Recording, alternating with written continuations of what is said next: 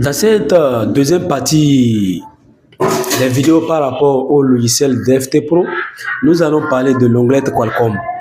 Dans la première partie, j'avais parlé de l'onglet Xiaomi. Pour ceux qui n'ont pas eu l'occasion de regarder cette vidéo, vous pouvez aller la voir sur ma chaîne YouTube.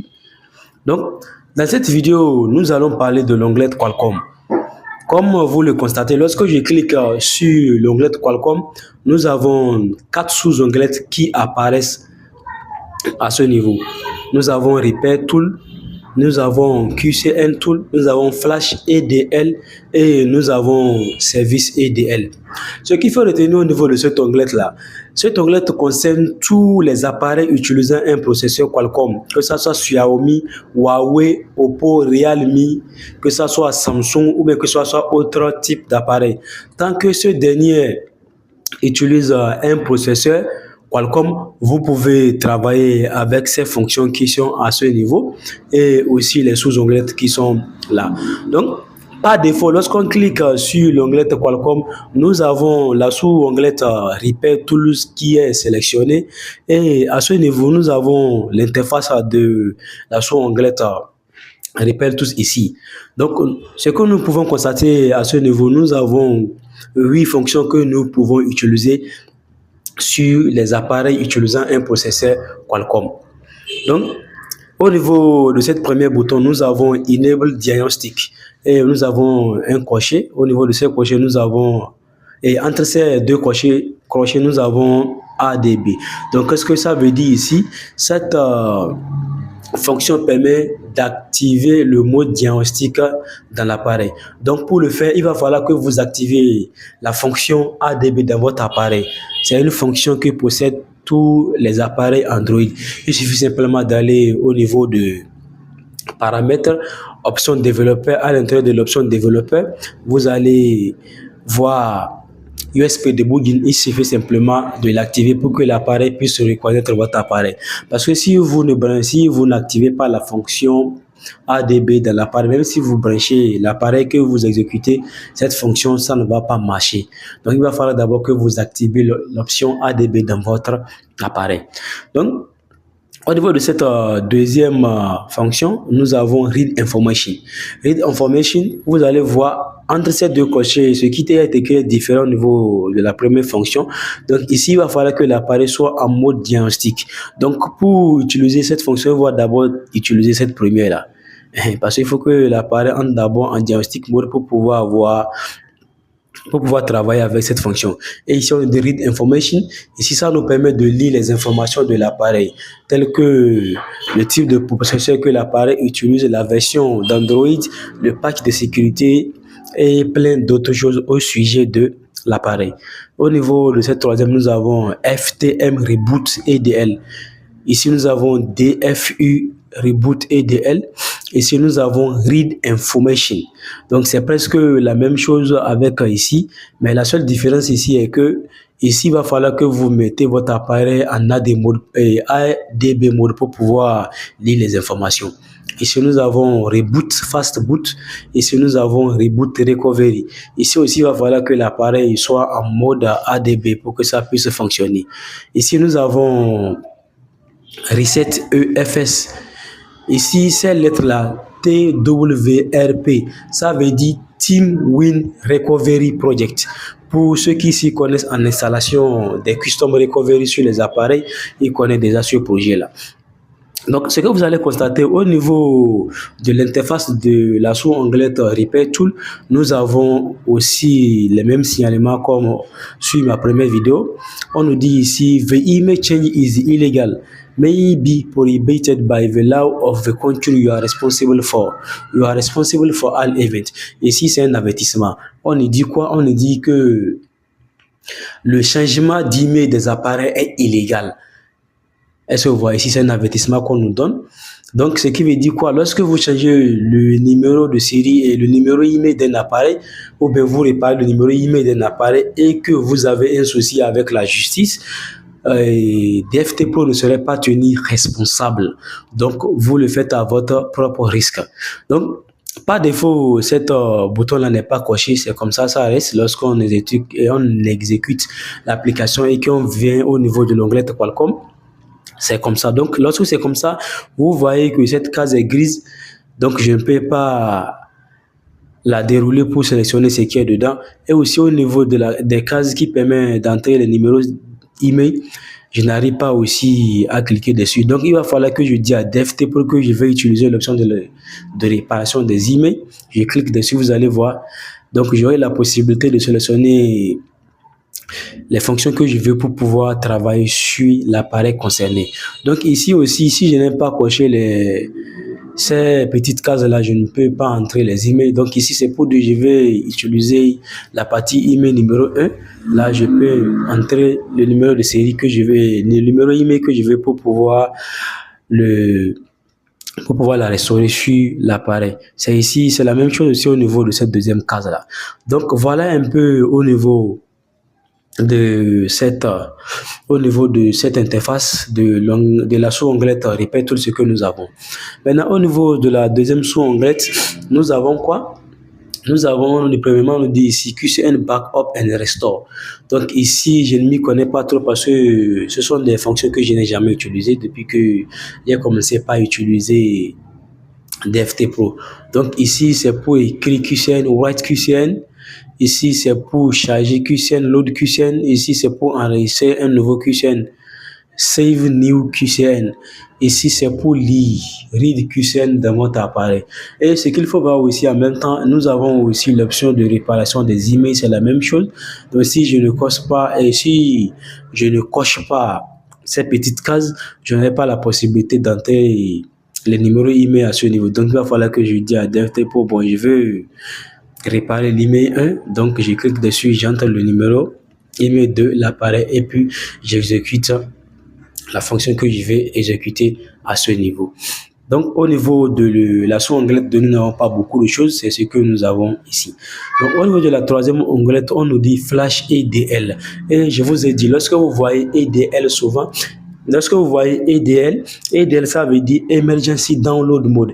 Et cette mode-là, ce sont les processeurs Qualcomm qui viennent avec. Donc, que ça soit Xiaomi, Huawei, Oppo, Realme, en tout cas, que ce soit n'importe quel type d'appareil, tant que le processeur est Qualcomm, vous pouvez le mettre en mode EDL mode. Donc, il y a certains câbles qu'on utilise pour pouvoir les mettre en EDL mode et il y a certains appareils aussi qui autorisent les test points.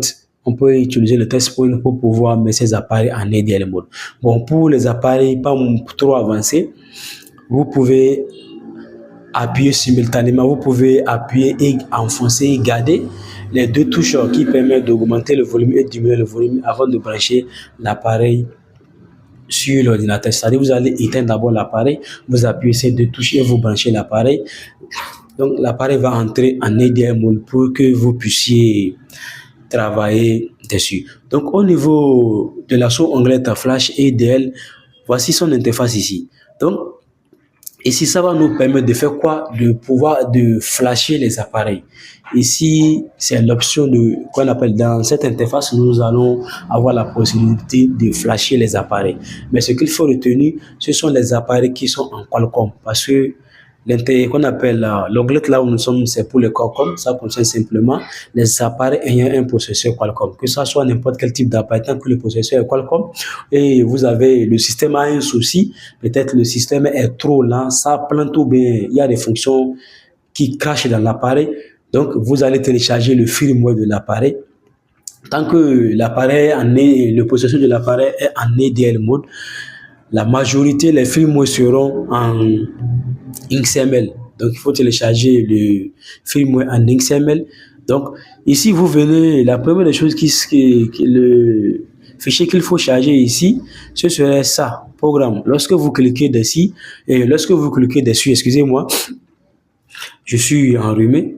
Donc, obligé, excusez-moi, pour les petits bruits qui se passent dedans, dans cette vidéo, d'accord?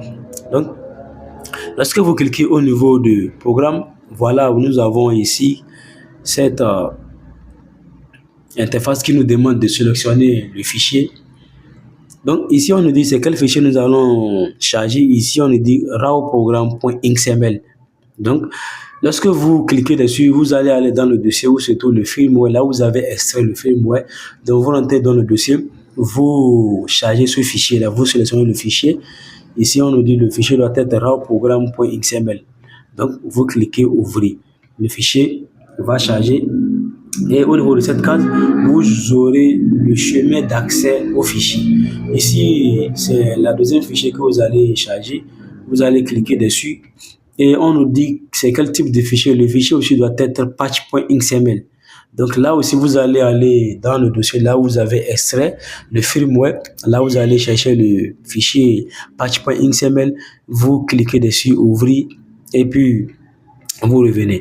Pour ceux qui ont l'occasion de voir la première vidéo, j'ai fait un exemple. Lorsque les fichiers sont chargés, nous aurons des fichiers ici et des fichiers ici. Donc, oui, nous aurons les programmes qui vont être programmés dans l'appareil à ce niveau. Donc, les autres options que vous voyez ici, ce sont des options de flash. Ce sont des options que vous pouvez sélectionner avant de flasher, avant de lancer le procédure de flash de l'appareil. Ici, on nous dit Reboot Device. Vous voyez, c'est quoi chez Reboot Device. Donc, si je décoche et que je flash l'appareil, le logiciel ne va pas redémarrer l'appareil directement. Il va falloir que je redémarre l'appareil manuellement. Donc, lorsque je coche ça et que je flash l'appareil, après avoir flashé l'appareil, vous allez voir l'appareil va redémarrer de lui-même, vous n'avez plus besoin de démarrer ça. Donc ici, ce sont des options de flash. Voilà ce que nous avons au niveau de l'onglet Flash ADL. Donc l'interface de la sous-onglet Flash ADL, c'est simplement pour flasher les appareils. Lorsque votre système se crache, vous avez des fonctions qui crachent dedans, ou bien peut-être vous avez un problème, ou bien vous voyez, ah bon, le système est en arrière, ou et le système est en arrière et que le système que vous avez téléchargé, la version est un peu élevée que ce que vous avez dans votre appareil, vous pouvez aussi décider de flasher par ici. Donc, et au niveau de la dernière sous-onglet service ADL mode, ce sont les services que DFT propose pour les appareils utilisant le processeur Qualcomm. Comme je vous l'ai dit, ici au niveau de l'onglet Qualcomm, ça concerne tous les appareils qui utilisent un processeur Qualcomm. Tant que le processeur de l'appareil est Qualcomm, vous pouvez utiliser les services de cet onglet-là. Donc ici, nous avons service ADL. Voilà l'interface de la sous-onglet service ADL. Donc, qu'est-ce que nous avons ici? Nous avons Read Information qui nous permet de lire les informations de l'appareil, telles que le type de processeur, telles que la date du patch de sécurité de l'appareil et aussi la version de système d'Android et plein d'autres choses au sujet de l'appareil. Ici, nous avons FRP générique. FRP générique, ici, ce qui veut, lorsque vous cochez ça, c'est pour formater, c'est pour bypasser la Factory Reset Protection de l'appareil, ce que les gens s'appellent Wi-Fi. Donc, FRP aussi. Ici, lorsque vous cliquez, on nous dit ici FRP générique. Générique, là, ça concerne presque tous les appareils. Tant que celui-ci utilise un processeur Qualcomm, vous pouvez utiliser cette fonction avec, que ce soit Xiaomi, que ce soit Huawei, que ce soit Oppo, que ce soit qu'on appelle Samsung, vous pouvez utiliser cette procédure-là pour travailler dessus. Ici, nous avons Wipe EFS. Ici, nous avons Restore EFS. Ici, nous avons Reset Mi Account. Lorsque l'appareil vient, ici ça concerne les Xiaomi. Donc, Mi Account, lorsque l'appareil a un compte Xiaomi et que parce que lorsque un appareil a un compte Xiaomi, même si vous enlevez l'FRP, vous ne pouvez pas utiliser l'appareil. Il va falloir d'abord sauter cette compte-là pour pouvoir utiliser l'appareil. Donc, vous allez utiliser cette option-là et cette fonction pour pouvoir faire ça. Donc, ici, nous avons Factory Reset. Ici, c'est la fonction qui permet de restaurer l'appareil. C'est-à-dire, lorsque l'appareil venait avec code dedans et que vous ne voulez pas perdre le temps en essayant d'utiliser la combinaison des touches pour pouvoir restaurer l'appareil, vous allez utiliser cette option-là pour pouvoir restaurer l'appareil. Ici, nous avons Root Devices. Nous, ici, bon, je ne vais pas trop parler dessus. Ici, pour ceux qui s'y connaissent en route d'appareil, qui ont besoin d'avoir assez de privilèges dans leur appareil pour pouvoir modifier le système ou bien faire autre chose sur leur appareil. Cela déjà, quand on dit le mot route, ils savent de quoi il s'agit. Donc, premièrement, d'abord, ce qu'il faut essayer de regarder maintenant, nous allons voir au niveau de brand. Vous voyez, on démarque. C'est-à-dire, pas défaut, lorsque vous démarrez l'appareil et vous lancez le logiciel, pas défaut, c'est sur Qualcomm générique. Donc, c'est sur Qualcomm générique. Qualcomm générique veut dire quoi? Ça concerne tous les appareils utilisant un processeur Qualcomm. Donc, à ce niveau, lorsque l'option est sélectionnée sur Qualcomm générique, lorsque vous sélectionnez une fonction et que vous lancez, c'est maintenant à DFT Pro d'essayer à savoir quel appareil vous avez branché, quelle marque, quel modèle et quels sont les fichiers qu'il faut pour pouvoir effectuer la fonction que vous avez sélectionnée. Donc, c'est pourquoi ici, ils ont écrit dessus Qualcomm générique. Mais lorsque vous cliquez dessus, vous avez la possibilité de sélectionner la marque de l'appareil. Ici, les marques d'appareils disponibles, nous avons Xiaomi, nous avons Casper, nous avons Huawei, Vestel et Samsung. Donc, vous pouvez choisir et voir vous-même. Tant que vous connaissez déjà la marque de l'appareil que vous utilisez, vous pouvez la sélectionner et en même temps essayer de travailler avec. Donc, il arrive parfois que lorsque vous branchez l'appareil, que vous lancez le procédure, il se pourrait que la sécurité de l'appareil soit un peu avancée, que le fichier que DFT Pro va utiliser à votre place pour faire le travail. Donc, vous pouvez charger ici ce qu'on appelle du Firehose Loader. Ça se trouve dans le firmware de l'appareil. Il suffit simplement de télécharger le firmware de l'appareil. Dans cette firmware, vous aurez ces fichiers-là, Firehose Loader. Donc, vous le chargez à partir de ça. Donc, DFT n'a plus besoin d'aller se tracasser la tête pour essayer de chercher des fichiers. Et c'est que déjà, vous avez déjà chargé un fichier. Il va travailler avec cet fichier-là pour pouvoir accéder à l'intérieur de l'appareil et effectuer la fonction que vous voulez.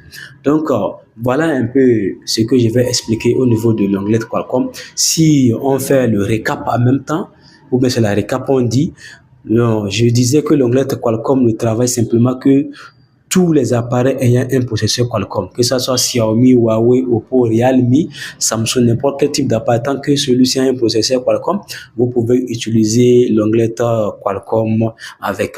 Donc, voilà ce que nous avons au niveau de l'onglet Qualcomm. Notre prochaine vidéo va se porter sur l'onglet Huawei par la grâce de Dieu. Que Dieu nous prête longue vie, que je puisse faire aussi cette vidéo et vous la présenter.